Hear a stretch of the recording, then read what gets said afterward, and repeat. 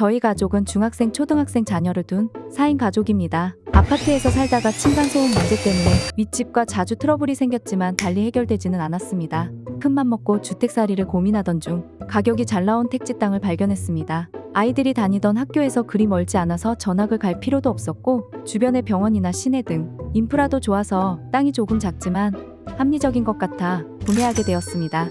하지만 문제가 생겼습니다. 처음에는 마냥 보기 좋았던 땅이 막상 집을 지으려고 하니까 남쪽, 북쪽 양 옆으로는 집이 코앞까지 붙어있고 서쪽에는 8차선 도로가, 동쪽에는 택지 대로변이 있으니 남쪽이 막혀서 태양이 잘 안 들어오고 사람이 많이 드나드는 곳에 있어서 사생활 침해가 많이 되지 않을까 걱정이 생겼습니다. 전망도 좋지 않고 비좁은 땅인데 집을 어떻게 지어야 할까요?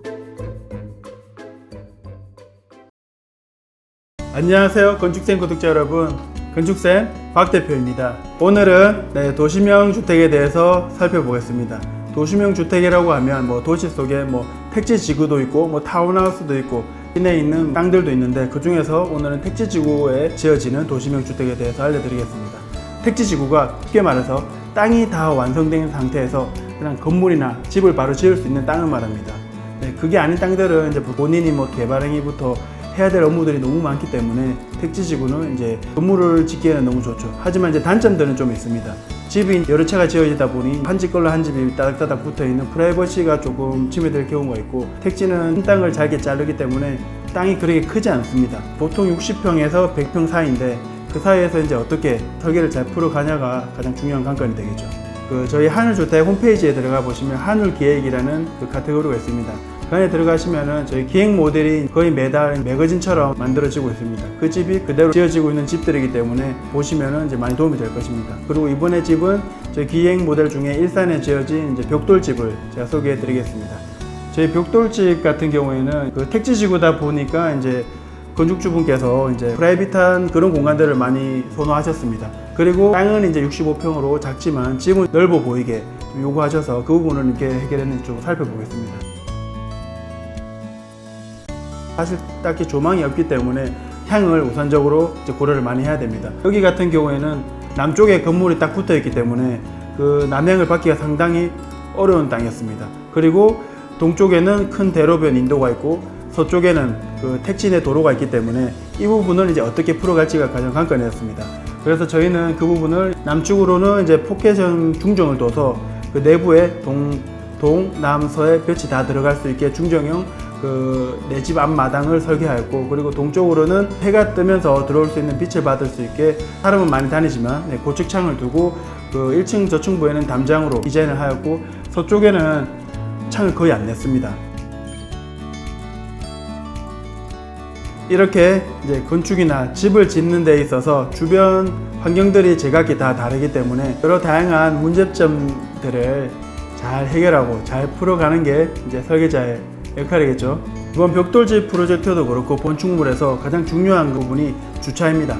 이번 일산 택지지구의 땅 같은 경우에는 땅도 이제 협소하게 65평이고 여기서 이제 주차 계획을 잘못해버리면 이제 땅에 대한 면적을 엄청나게 이제 손해를 볼 수 있습니다.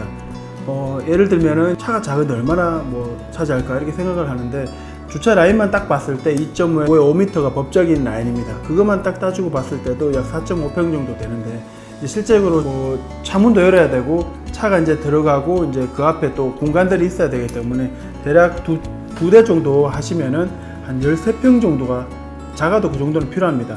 그렇기 때문에 65평의 땅에서 13평이면 엄청난 땅이기 때문에 그 땅을 이제 어떻게 해결해야 될지가 가장 중요합니다. 1층은 주차를 하고 2층은 이제 실을 둠으로써 그 면적을 최대한 활용하였고, 그 차량에 대한 오염이나 예를 들어 눈이 오거나 비가 왔을 때도 차가 오염되지 않고 건축물에 대한 인면 파사드가 하나의 건물로 보이게 좀 디자인이 잡혔습니다.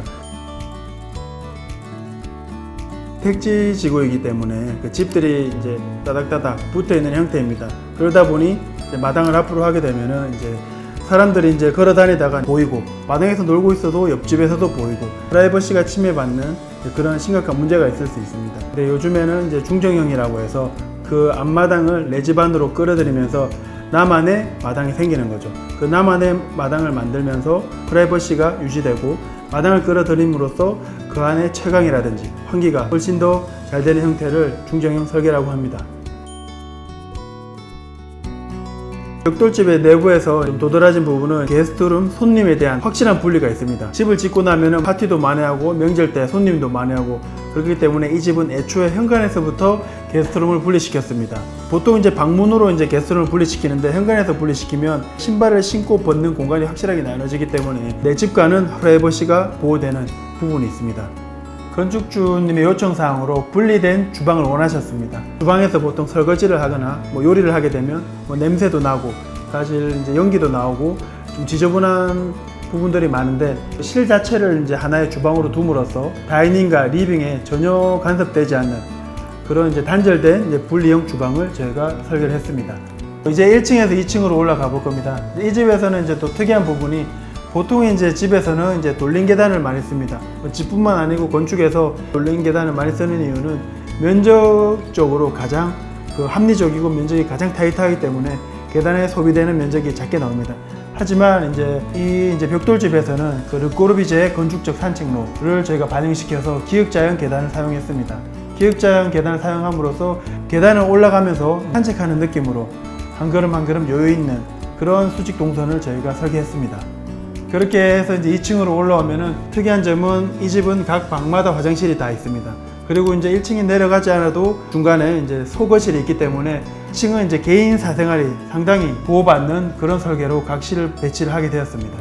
기본적으로 우리는 건축주의 니즈에 맞춰서 설계를 했고 특히 이제 이 벽돌집의 경우에는 사생활 보호라는 포커스에 맞춰진 설계를 진행했습니다.